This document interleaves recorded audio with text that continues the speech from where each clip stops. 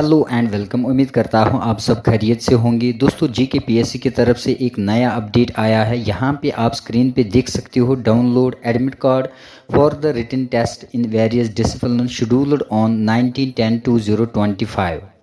19 को जो जेके PSC lecturer exam है, तो एडमिट कार्ड ऑफिशियली रिलीज़ हो चुके हैं।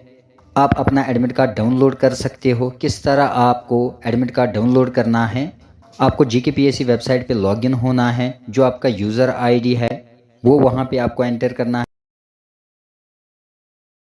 कैप्चा कोड फिल करके आप अपना एडमिट कार्ड डाउनलोड कर सकते हो। तो लिंक आपको कमेंट सेक्शन में मिलेगी, तो जाके अपना एडमिट कार्ड डाउनलोड कीजिए।